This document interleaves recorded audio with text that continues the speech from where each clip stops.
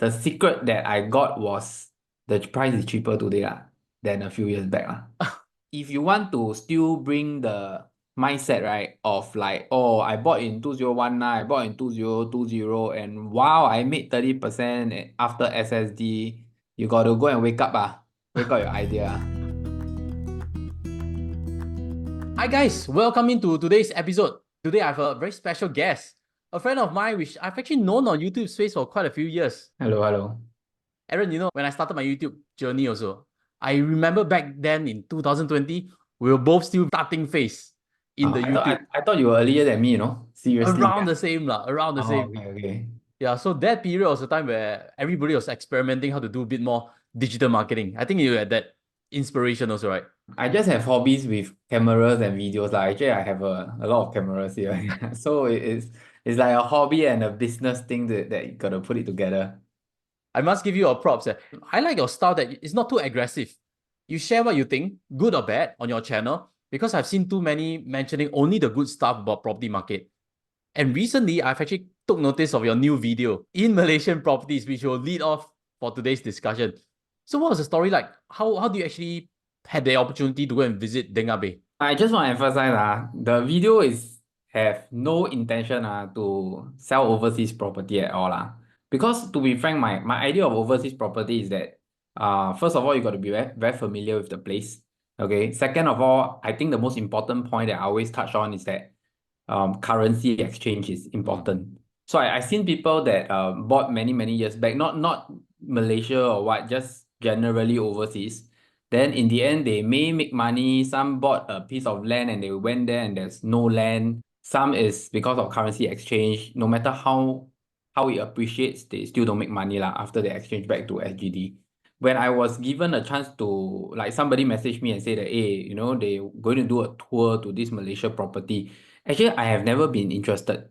And to be frank, the last time that somebody talked to me about Malaysia property was many years ago. I think easily 8 to 10 years ago when there's a Astaka Forest City, all these people Mm. that haven't even started building. I have never been interested Then later on, I heard that they went to $1 million minimum for foreigners. So I was like, wow, million is a lot of money for me. I mean, R1 million to me to go to an overseas property is still not something that is cheap. Then suddenly this guy from so actually Propnex is like I'm from Propnex. So Propnex has like many franchise in different countries now. So the Malaysia franchise agent, I think did some arrangement and I don't know how they link it back into some of the groups. Then I saw them, 400,000 ringgit. I was like, 400,000 ringgit, I go and calculate. It adds up to like maybe 130,000, 140,000 Sing only. So to me is that I'm not trying to be okay. I put this poll on my Telegram group. I say like 150,000 really a very big sum if you can get a 80 over square meter unit, like fully paid up, Not I'm not trying to have a gimmick and say that you can take this money and buy a house and that's just a down payment. It's not, it's a fully paid. I think the poll was like around 65% or 70% say it's cheap. Because I'm trying to be real with it. I mean, it's not a small sum of money, but if you can fully paid up something at 150,000, to me, it's like, if you got the extra money, then why not, you see? So that's where I told myself that, oh, okay, let's go and take a look.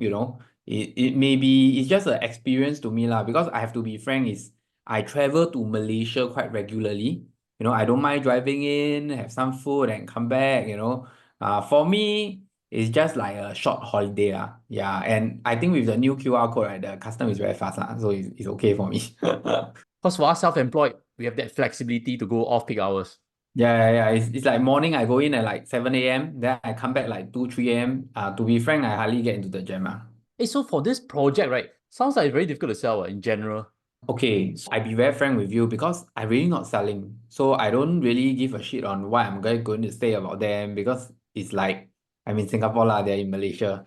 But the tour is being arranged by the people there, so we gotta respect them Mm. So the first property they brought me to is this Danga Bay. Okay, I say Dayang Bay, so it was wrong in the video, but I did put in the comment it was Danga Bay. Okay, when I go to Danga Bay, to be frank, I don't know where Danga Bay. I think I drove past it a few times, but I didn't know where is it until the tour told me that, oh, okay. Then I'm like, oh, these few blocks over here. Okay, so I went in to take a look. Then I was like, with the first impression when I reached there was like, hey, this is not a new place, eh? Like, why are you Mm. telling me that it's a developer sale? So I went there, I take a look, and I was like, oh, okay, it looks pretty old to me, like at least 5, 6, 7 years old, that kind of thing. But the interesting thing is, the place is quite crowded. But the research that I did, I means like I see online, some people told me about what forest city or whatever, supposed to be like ghost town and what. And like, hey, this place not a ghost, you know. There's like a lot of food court or kopitiam downstairs. Yeah, like mama shop. And there's a lot of people walking around. Car park also no space to park. The security gotta tell the security guard that we already booked to see the show flat before they open up the slots for us to book to park along the road. So I was like, okay, why am I here? So after the discussion and the tour, right, they were telling me that this is by a China developer. So the China developer, they build and sell later. I don't know how many blocks are seriously, but there's Mm. maybe 7,000, 8,000. I forget already. There's a lot of units. So they already finished selling everything. They only left with one block. This is what I was told. Lah. And they haven't built that one block, No, they already which built means, and it's built 7 years ago, 5 to 7 years okay. ago. But they haven't started selling. They just started selling Mm. now. It doesn't work in Singapore, ma. You know, like who will build when you cannot confirm that you're going to sell it off? But the China developer doesn't work this way. So they were Mm. telling me that they built and they built everything, but they didn't even want to sell that block. So they just lock and lock and lock and lock until they sell. So the block that they're selling today may have been there for 5 to 7 years and it's empty. Okay, so it's only when they sell finish, then they go to the next phase. They Because sell I finish I, and they go I to the hear next that block in lah, maybe. RNF also, yeah. They sell phase one, phase two, then few thousand units at a time. Because too big Yeah, already, the project. yeah, it's interesting lah. And the thing is, the secret that I got was the price is cheaper today lah than a few years back lah. That means early buyers lose money lah. Early buyers lose money lah. Correct? Yeah. I don't want to put words into it, you know why? Because I'm also being sold there, what? Because I don't know anything about that. I'm not going to do my research. Why am I going to waste time there? I'm not selling. I hear what they say. To put it straightforward, it's not an investment product. But of course, there's Hmm. investment value that I see in it. Lah. But to me, I don't see it as a complete investment product. Lah. Yeah. How near is it to the RTS station, which is the hype right now? Well, In I terms of think if you location, do you drive, do a walk round? definitely cannot walk. That's what I know. I mean, I wouldn't want to walk. That's pretty far. I think drive maybe 10, 15 minutes. That'll be needing vehicle already, the whole benefit of Yeah. RTS. Or you take a grab around there. I take a Grab lah. I think you can take a Grab because you reach there, you take a Grab 10 minutes. Okay, so the thing is like this. I think a lot of people goes to Malaysia, they know about this R&F Princess. I also know about it. I mean, who don't know? You just make the causeway, so many blocks, you know. But the thing is, so I asked this question. I say like, hey, how about R&F Princess? So they were telling me that currently the studio unit, okay, guys, studio it's not even a one bedder. So I saw the floor plan. There's no bedroom wall. It's like hotel like that. You open kitchen then a bed. It's about 50 square meter, 500 and I think 580 square feet or something around there. I got the floor plan. It's already at about right 900,000 plus ringgit. To me, is that even if it's near, right? Okay, so I just want to explain my mindset towards it, so that people don't misunderstand it. So you see, my thinking is like this: it's very near to the RTS, 900 plus thousand ringgit. If let's say the land value, okay, so the interesting thing is not how much you sell, it's the value of the land that the unit that the government valuator has decide on it. So if it's still below 1 million, you still cannot sell to foreigners. So to me, it's like this 900 over thousand, if it doesn't go a million, which Malaysian will go and buy from me at like 900 over thousand for a studio? That's like 300K Sing for a studio. Yeah, to me, it's not cheap. I mean, frankly speaking, to me, it's not cheap. So Yeah, if it's I not hear you, cheap that means enough. the It's not cheap. RNF is much more expensive than Danga Bay. Yeah, a Your lot more first, a expensive. lot more expensive just Yeah, because of the selling point of near walking lor. distance to. Maybe because there's a mall, but it doesn't mean that the Forest City doesn't have a mall. So they told me Forest City have a mall, but I look, right, this mall like not more enough to me lah. So I was like, okay, yeah. But you see, I'm not going to you take the difference of like it's close to 40% discount, just a 10 minutes drive to Danga Bay. I mean, I'm not going to my mindset, if I were to buy, I'm going to pay full. My next question to them is that if I pay full, right, I don't want to sell. Then if I die, how? Hmm. Or what happen if I want to give it away? They say that if it's like family members, like your kids and all these things, there's no issue according to the law. So the lawyers are there, the lawyers are there when during the meetup. So I was like, okay lah, I take it as like next time if I can give it to my kid, anyway, it's freehold. Any Like idea is INF freehold or it's only Danga uh, Bay? uh, the Danga Bay one is freehold. Okay, so I have to be frank that I never visit RNF. I saw the floor plan, I got the price list, that I cannot review. I saw all the whatever subsidized and everything, and I go there to understand how their government, their developer, and their law works. It's very different from Singapore lah. So there's a lot of homework to be done. I spoke to a friend who sells RNF property, I and he was saw very your video. optimistic. Like, wow, with the development, the price gap with it I, and I, Woodlands I will actually close. when you contacted me, right? Okay, so this is not this. I didn't like pay Josh to be featured on his channel. Okay, but when he contacted me, then I was like, I thought he did something like that before. So I went to Google, then I saw like you interview this like Malaysian or Singapore PR, right? Yes. Then yeah, it's an agent on both sides or something like that. Yeah. It's good to hear different point of view, because obviously if you're selling it, you have to be more optimistic. Ma. In sales, we Right. always have to convey that optimism. So I Yeah. can understand the point of view. I really wanted to get your point of view also because sounds like we are aligned in terms of Mm. it be very cautious, but Mm. you've been to the ground. I haven't even been to the ground for Danga Bay.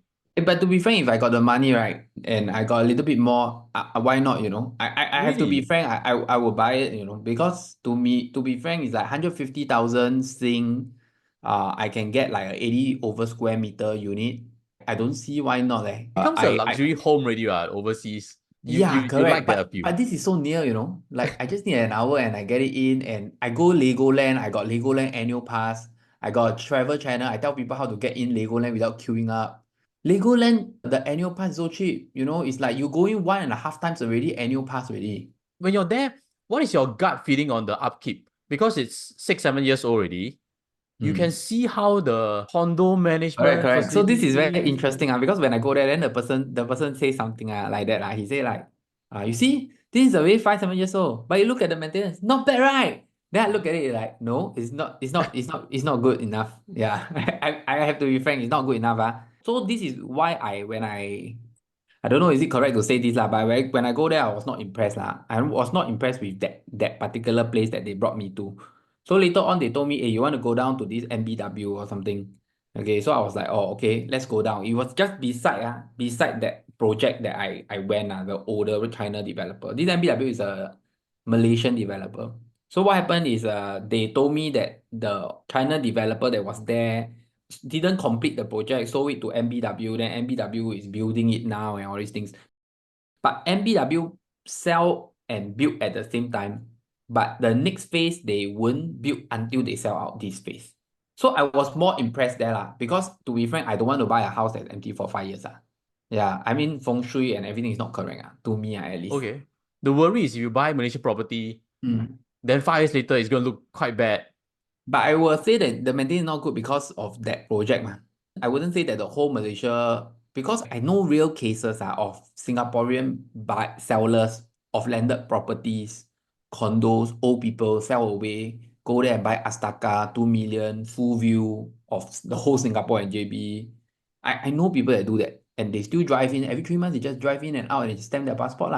So I know people that do that. So I would have to say that the maintenance really goes back to the developer, the management, the council, and all these things is pretty aligned with Singapore. But of course, I feel that there's still differences lah. But I still see things that are being managed properly. Okay, then what about renting long term? Because it's like you go Legoland very often, you like a home over there. But there's Ah, always this option of renting, right? And we kind of hear before the rent there is super cheap. Like one, two okay, thousand so ringgit, you can get a unit. So I get a lot of comments on the video that I did that say that yeah, who else on Malaysia go and buy this kind of thing one? They go and buy landed property one lah.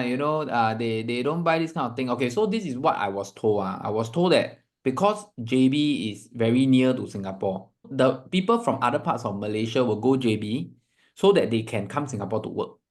Hmm. So definitely the Johorians will not go and buy, maybe lah, the Johorians will not go and buy condo law, they will go and buy landed. Maybe.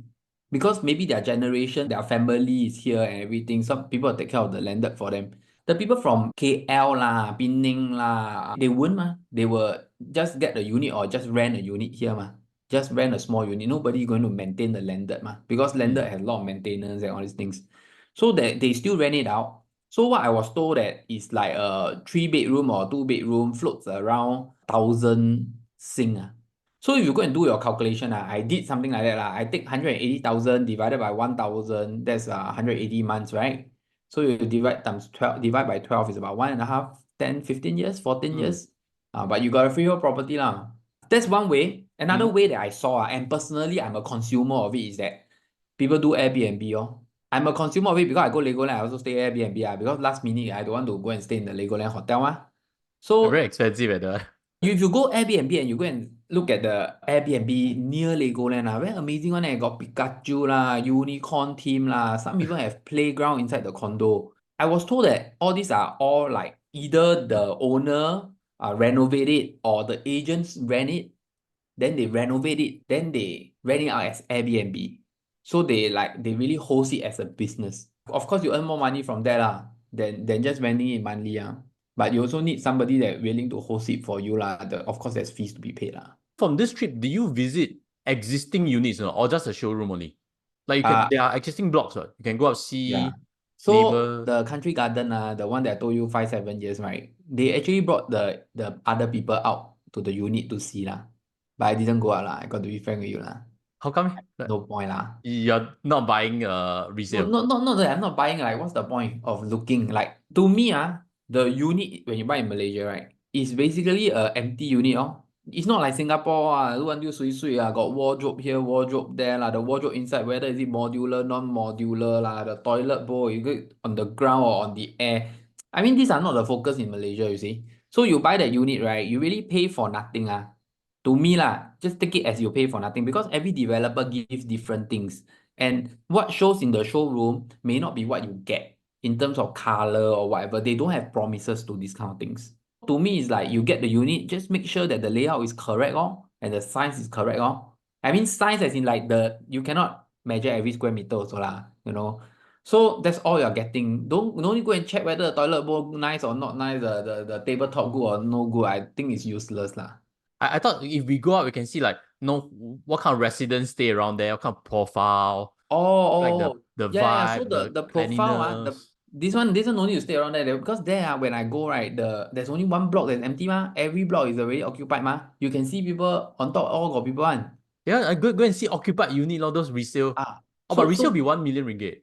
no. Resale to Singaporeans then 1 million. Resale to them no need So they tell me that most of the units here, okay, are rented to like Malaysians that maybe come to. We will say that maybe their budget a little bit lower, so Mm. they still continue to stay in Malaysia, but they are not Johor people, you see. Wow, there is a lot of tenant profile, ma. Of The course, definitely. A lot of tenant profiles, a lot of people staying there themselves, driving in. Some is from other place in Malaysia. They buy here, then they drive to Singapore to work. I serve customers that have been driving like this for maybe 30 years and then they give up and come Singapore and buy. But of course, that's because they get a decent job, get a decent pay, and then they can afford in Singapore already lah. From my 15 years experience, I've seen different profiles of people that have linked to this Malaysia Singapore thing. So I also see people that have a unit here, then they sell it off, then they go to Singapore and buy because they got more money and they are very old and they say, hey, Aaron, I cannot drive motorbike every day like that. One day I get into accident because mm. I'm too old already. I don't have the energy to go and fight with the young people at the motorcycle lane. If you really see it during peak hour, right? I have to say that all due respect to all these people, this is just amazing. The hard work they do is like finish work. They just go there and chong. Then you see they just queue up. It's not easy. It's really not easy. To him, he's very old. He wants to continue the job here. He's getting a good pay. And he has been working here for more than 15 years. He doesn't need to buy something big because he just want to stay and continue getting this income. So he bought a small unit and stay here. Then maybe let's pivot the question to Singapore properties, which you're also very experienced in. You Mm. do more of HDB or condo? So every year I will check my charts. My Ah. charts will show me how many percent. I don't have exact Maybe sometimes 40/60, then the next year 40/60 on a different thing. Yeah, I don't have a exact. But at my current business model, I don't have time for tenants So I have to be fair that tenants are being handled by my partner. Besides that, everything is handled by me I also saw some recent videos just to round things off. You mentioned before, could tough times be coming for the resale market? Any Uh, updates? Nah? I think it's too early to say that hey, it has Hmm. come or what, you know. I'm not somebody that wants to do a video to hype things up or to create something. I have to be pretty sure lah. But I have to say that definitely today and at the start of the year, there's a very, very big difference already. Hmm. Yeah. And In terms of resale market or difference in which area? I think all Softest. areas have difference lah. Even some new launch, you see they put 60-70% sale, but they only got 200 units. What? I'm a very realistic and rational person. I really look at the numbers. I don't care about your percentage, you know. I really look at everything clearly. I don't fall into gimmicks and I don't believe in all these things. The resale market, there's still things that can sell very fast. It doesn't mean 1 million property sell means the market is doing well lah. The last 1 or 2 days or 3 days, I also sold $1 million over property. But HDB, other million dollar HDB, you mean? yeah, but other things not selling mah. So it doesn't mean that million dollar property, there's a reason why people are willing to pay. And that reason Hmm. is unique. And to be frank, there's very little competitors towards this reason. So that's why I still New believe they high will continue to floor, move. confirm Big, easy to sell. sometimes it's because they're very big. Hmm. Sometimes they have the view of everybody that cannot have. Then the location super good. If I were to buy a condo here, I gotta pay maybe 2.5 million. So people will still do it one. Most of these people that do it is either two reasons. Like one, they are young, they want a big house. Two is they got too much money, and they don't want to be in the rat race for private property. They just want to settle it down and they feel that it is a legacy that I can give down to my next generation. So I think this is a new thing that I feel that is that the old people they think a lot now that what if I die then this property I buy too old, I give to my next generation, is it going to be a problem to them? Hmm. So I think they calculate that and they also calculate like let's say today I'm 70 old, how long will I die this property, how long? They really calculate because I really see them doing that, which is correct. I think it's very good. But I also give them a two-sided thought lah, is that it doesn't mean that you give a new property means it's correct. Sometimes if you give an old property, you take more money, why not you spend the money go on holiday? Then you buy an older property, then maybe the older property is half the price. You take the other half, put in fixed D, you also earn a lot of money, what? I think maybe they are downgrading already. So they have their fixed D, selling a They condo got and too now much buying lah, you were a trying to say. new 1.5 million new HDB 5 room. Yeah, because they all fully paid one. I tell you, this year is very interesting because at the start of the year, right, after Chinese New Year, right, I sold off, I think 3 or 4 HDB straight in a week. Okay. And all of them, right, all fully paid. Fully paid. All the buyers fully paid and they are all old people. Wow. So So don't so even you bother all take a loan. so we must understand the demographics and profile in the market before we actually determine why the market won't drop why is there's a reason things are moving for a reason. It's a aging population thing, I think, Hmm. because the last population in Singapore, Madaka, all these people, they have grown their assets so it's time to down the asset. It's just a cycle that need to be done.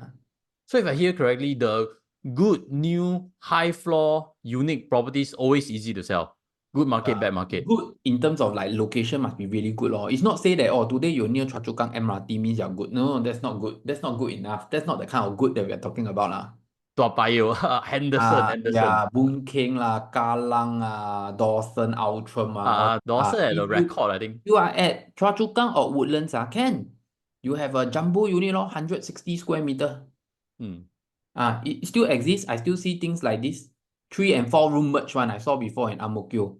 Super last question. What are new trends for launches? Launches. I think the New launch, second because half there's of a the hype, year, what? we have better launches at the second half of the year. But how are they going to perform is still a very big question mark. But I still have to say that I think Singaporeans are rich just that it may not be strong compared to last year. I always feel that the new launch prices seem very inflated lah, because we've been pushing prices higher, higher, higher. What? Whereas the Uh, resale one seems a yeah. lot cheaper than new launch. New Uh, launch people hope to down pay very little bit and flip it after SSD is over. Uh, okay, But I kind I'm of feel going to that's share created this. a To bubble. me, I'll be very frank with you lah. I mean, since you invite me to this video, then I give back to your audience. Okay, to me is that if you want to still bring the mindset, right? Of like, oh, I bought in 2019, I bought in 2020, and wow, I made 30% after SSD.